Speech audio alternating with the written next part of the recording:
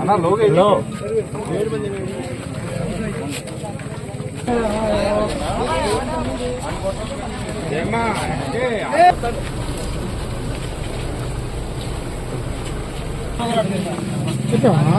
ముందుగా ఆయన కనపడ్డాడు ఉలికిపోయాడు లేకపోతే ఫోన్ చేసి రమ్మన్నాను కదా, ఆమె బాధ్యత కదా. ఒకటే యూనిట్ వస్తుంది ఒక యూనిట్ ఖరీదు 15 లక్షలు. 15 లక్షలు యూనిట్ కాస్ట్. ఆ ఊర్లో ఉన్నటువంటి ఆర్బీకే సెంటర్ ద్వారా ఆ గ్రామంలో ఉన్నటువంటి ఎస్సీ, ఎస్టీ, బీసీ మైనారిటీకి సంబంధించినటువంటి రైతులకి సర్వీస్ చేయడానికి అందుబాటులో పెట్టడానికి, వాళ్ళని ఇప్పుడు ఆధునిక వ్యవసాయ పద్ధతుల్లో మళ్లించడానికి వాళ్ళకు ఉపయోగపడటానికి ఇచ్చినటువంటి వెహికల్స్ ఇవి. Okay, correct sir. వీటి యొక్క ఉద్దేశం అది. కానీ ఇప్పుడు మీరు ఎన్ని ట్రాక్టర్స్ ని ఆర్బీకే ద్వారా మీకు అక్కడ గ్రామాలకు సంబంధించినటువంటి విలేజ్ లెవెల్లో ఉండేటువంటి అక్కడ మానిటరింగ్ చేయాలి కదా ఇది. మరి అట్లా మీ ఎన్ని విలేజెస్ లో మీ వాళ్ళు మానిటరింగ్ చేస్తున్నారు, ఎన్ని ఆర్బీకే సెంటర్ ద్వారా ఆ ఊర్లో హైరీ తిరుగుతున్నాయి? ఆ అడ్వైజరీ బోర్డు మీరు మండల స్థాయిలో, గ్రామ స్థాయిలో, జిల్లా స్థాయిలో ఇప్పుడు యాక్టివ్ గా ఉన్నాయా? రైతులందరికీ అందుబాటులో ఉండటానికి, డిమాండ్ ఉన్నప్పుడు రేటు పెరగకోకుండా ఎట్లా పడితే అట్లా వసూలు చేయకుండా ఉండటానికి ఉద్దేశంతో గవర్నమెంట్ డబ్బుని 40% ఉచితంగా ఇచ్చి ప్రోత్సహిస్తే వీళ్ళందరూ కూడా అలాంటి పనులు చేయకోకుండా వీళ్ళు సొంతం చేసుకుని బయటికి పెట్టుకుని వీళ్ళు ఎక్కువ డబ్బులు సంపాదించుకోవడానికి వీళ్ళు ప్రయాణం చేస్తున్నప్పుడు మీరు తీసుకున్నటువంటి చర్యలు ఏమన్నా ఉన్నాయా? సక్రమంగా నిర్వహించడం లేదు, వీళ్ళు ఈ ఊర్లో పెట్టలేదు అనేటువంటి వాళ్ళ మీద చర్యలు ఏమన్నా తీసుకున్నారా? మీరు ఇప్పుడు దాకా మోసగాళ్ళ దగ్గర పనిచేశారు, మీరు దోపిడీదారుల దగ్గర పనిచేశారు. ఇప్పుడు ఏం చేద్దాం అనుకుంటున్నారు?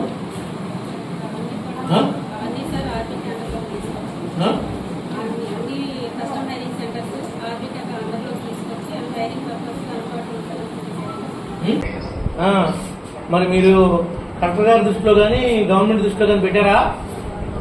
సబ్సిడీతో ప్రభుత్వ వారి యొక్క ఆర్థిక సహాయంతో కొనబడినటువంటి బండిని కానీ మీరు అక్కడ డిస్ప్లే చేయలేదు. నేను ఫస్ట్ ఆఫ్ ఆల్ ఏం చెప్పానంటే,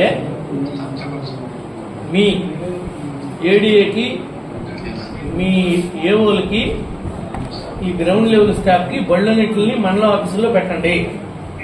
మీరు సూపరింటెండెంట్ ఆఫ్ పోలీస్తో మాట్లాడి ఇప్పుడు పోలీస్ ఫోర్స్ తీసుకుని వీటికి గార్డు పెట్టండి.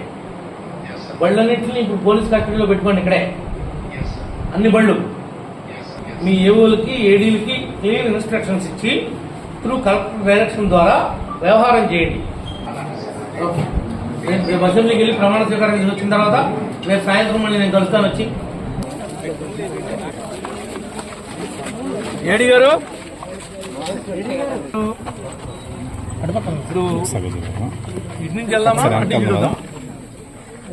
ఈ పేర్లు రాసిన ఇది భోగాపురం సంబంధించిన బండి. ఈ భోగాపురంలో ఈ బండికి ఏమేమి ఇచ్చాం మనం? హైదరాబాద్ ఓనర్ ఎవరు వచ్చారు ఇక్కడికి?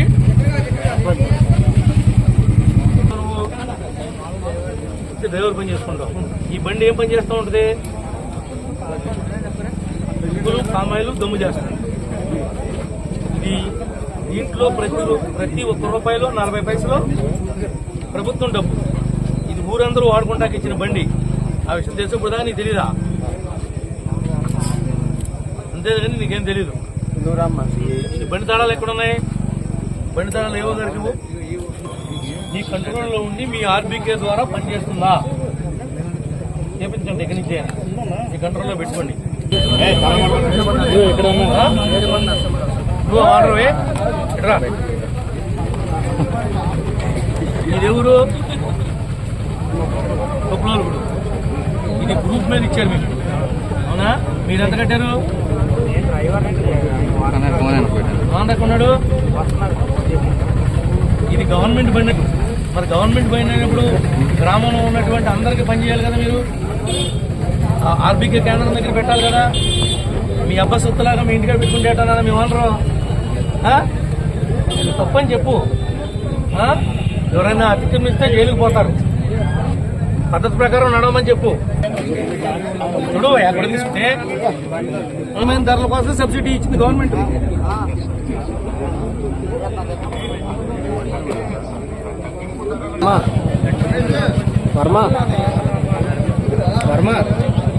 కొరకు ప్రభుత్వ ఆర్థిక సహాయముతో రైతుల కొరకు ఇచ్చిన బండిని క్రా కింద రైతుల సేవ కొరకు ప్రభుత్వం యొక్క ఆర్థిక సహాయముతో రైతులకు తక్కువ అందించబడిన వాహనము. నా అదృష్టం ఉంది. నువ్వు డ్రైవర్ వా చేపించి శబాష్ అనిపించుకోండి. తెలుగుదేశం ప్రభుత్వం అధికారంలో ఉన్నప్పుడు యాంత్రీకరణలో భాగంగా గౌరవ ముఖ్యమంత్రి చంద్రబాబు